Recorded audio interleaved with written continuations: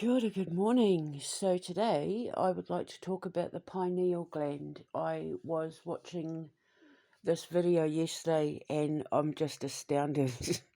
like I'm just shocked. It was like 15 unexplained scientific mysteries, or 15 mysteries science can't explain, or something. So I watch a lot of this stuff to get material to make these little shows and podcasts and that, because it helps me teach you guys. So the very first one on the list was the Pinecone, and why the Sumerians and Egyptians and all that worshipped the Pinecone, why there's a lot of symbolisms in churches and religions and mythologies where there's deities and objects with the Pinecone on it. Now, I'll put a link in the description box below so that you can watch the video yourself. But I'm basically just going to condense all of that and everything that I've been saying into one little podcast so that you can understand it as succinctly as possible. He basically spent the whole time, and it's not his fault, it's no judgment on him, because a lot of people don't know this, but he basically spent the whole time theorising what it could be, finding multiple different ways to explain the same thing. And he didn't realise that all these cultures and all these explanations and theories that people were coming up with were all just different ways of explaining the one thing, the same thing. And that is the reason why they worshipped the Pinecone, is because it looks like the quarks and gluons of an atom. The thumbnail for this, I'll put links in the description box below, but it symbolises the pineal gland, which is like the magic acorn, which when you look at it up close, it looks like quarks and gluons, and the structure of an atom basically, and the wavelengths in which we are able to use our pineal gland in order to be able to connect to the consciousness of time, or atoms, the atoms that create the universe, the atoms of evolution, the atoms of time, whatever you want to call it, the atoms of ancestry. It's the reason why the Egyptians, and like Africans and that, used to shape their heads to look like cones, because they thought if they bound their heads and made their heads bigger, it would make their brains bigger and make them smarter and increase the size of their pineal gland, which is why a lot of these a lot of these occult beliefs and all of that keep thinking that they were aliens when they weren't. They bound their heads because they thought if they had bigger heads, it'd make room for bigger brains, which would make bigger pineal glands and make them smarter and easier able to contact their gods and ancestors in the afterlife and in the heavens and all of that, and the stars. Because my ancestors knew, a lot of indigenous and ancient cultures knew, that we were able to communicate with the universe on a conscious level, which physics has now been able to prove that that is true. Well, we're able to do that because of our pineal gland. And, it looks like the Eye of Horus. But if you look at the actual pineal gland itself, the magic acorn, as I call it, if you look at it from an atomic, like on a molecular level, it looks like the quarks and gluons of an atom. It looks like, the center of an atom.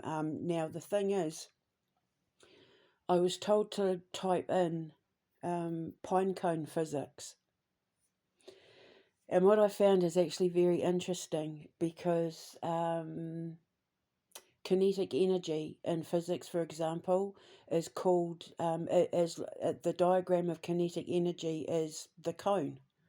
It looks like a cone, which is, like a pine cone, like the cone theory. Now, the Pinecone theory, which I've just discovered is like a real thing, but it's called something else, Tollerson's something or other, basically is describing the functions of the pineal gland and our ability to use it to communicate to, the ethers and the creation frequency and the gods and all of that. So it turns out that it's a real thing. It's just called something else under physics terms, but it's what showed up when I typed in pinecone physics, and it explains perfectly the function of the pineal gland and how we use it, and how it looks like a pine cone. It looks like a pine cone. I'll put links in the description box below, but that's basically it. The reason why they worship the pine cone is because they were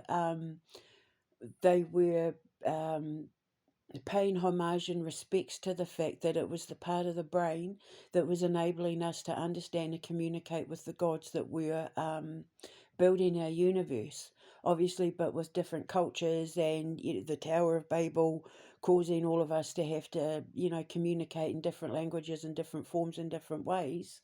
The translation got mixed up and moved around to suit the culture and the civilization that was developing at the time.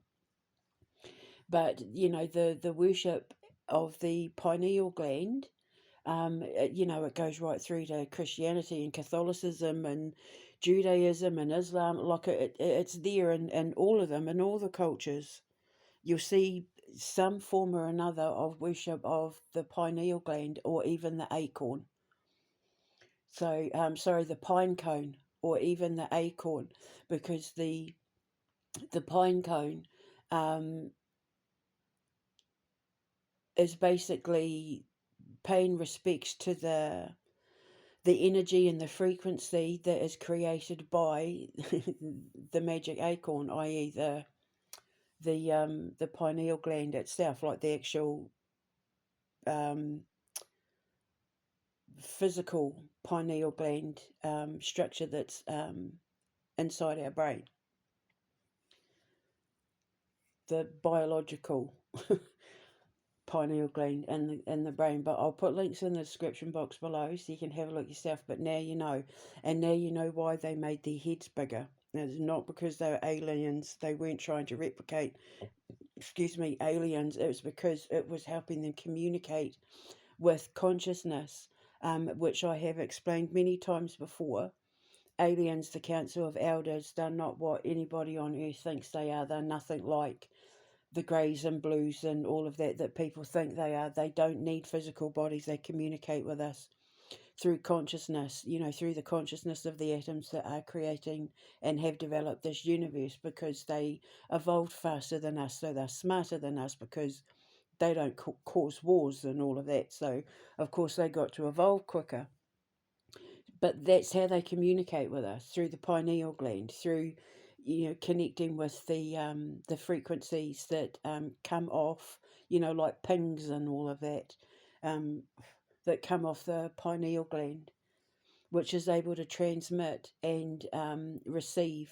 It transmutes, and it sends out energy frequency. I call it biometric frequency, and then they're able to read the frequency that comes off our conscious mind and that, and then they're able to communicate that way through, like telepathy and all of that. So, and that is because of the pineal gland. And so it's important to keep your pineal gland as free from calcification as possible, which you can only do through diet. So like having no fluoride in your diet and keeping away from chemicals and having like a high cholesterol diet with high proteins and high fats and that, to protect the brain in order to keep everything running smoothly. But they believed that if they made their heads bigger, their brains would be bigger and their pineal gland would be bigger, and then they'd be able to just communicate with the gods and the ancestors, i.e. the Council of Elders, and that better and with a clearer signal, because they give us information that helps advance us as a civilization. And I think the most important thing that people need to be asking is how these ancient civilizations knew, without the technology that we have today, to figure all of this stuff out. How did they know, when they didn't have that technology, that that's exactly what that part of the brain did? That's the fascinating part that science needs to be looking at, because we consider ourselves to be so much smarter and so much more advanced than our ancient ancestors, like our Sumerian and Persian and Egyptian ancestors and African ancestors and that. But nobody stops to think about how we were able to figure all of this stuff out. Okay, yes, we got stuff wrong by thinking that if we made our heads bigger and blah blah blah, because then it started a whole trend of occult hypotheses about aliens and all of that that is completely baseless and illogical. Like but it was ancient theories that people like me are now here to correct. Because we need to get away from the whole alien theory because it's not true. They were still learning themselves, but through creating descendants like me, who were the scientists who were able to figure it all out, I now have the answers that I hand to you, and now you can all go, oh, right. So now, when, as I've said in other videos before, when your pineal gland gets activated, your face tingles. You'll feel like shocks and bursts of like electrical pulses going through your face and like your body, sometimes your hands and fingers, that will feel like electric currents, like the Tesla coil coming off your face. And it will make your face feel like you're getting a little electric shocks, or it'll become itchy, or you might get like nerve twitches in your face, or your hair might stand on end, or you'll hear clicking around your head, like static clicking, or you'll feel like you've got hair in your face, or cobwebs, or like animal fur on your face, and you'll keep touching your face thinking you're brushing the hair away. That's because your pineal gland's been activated, and all the synapses in your brain are starting to fire off and generate electricity off your body in order to be able to send and receive and transmute and transmit frequencies off your brain that you won't even know you're doing half the time. So when you get these ideas and these epiphanies and these thoughts and all of that, it makes you want to investigate them. It makes you want to speak. It makes you want to learn more, say more, speak it out, draw it out, that sort of thing. That's because when we send and receive these signals, we're getting messages from our ancestors and our gods and like the Council of Elders and all that, telling us what to do and guiding us, which is why the our ancient ancestors thought, well, if we make our brains bigger, we'll make our pineal glands bigger, and then, we'll have better contact with them, and they'll be able to give us more ideas, like the Dendera light and all that, for example. So I'm just explaining it all because I'm an evolutionary theorist as well, so which is all part of quantum magnetics. So now I can explain it to you. I'll put links in the description box below so you can check it out yourself, including the original video that gave me the idea to do this podcast. I'm still watching it because there's a couple of things in there that I also need to address. But now you know what the pineal gland is, now you know what it's for, and now you know what to do to keep it healthy.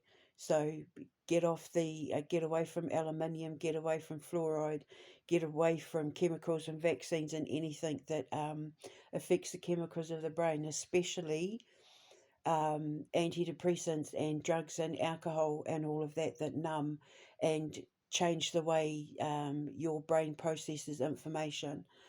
Weed is fine.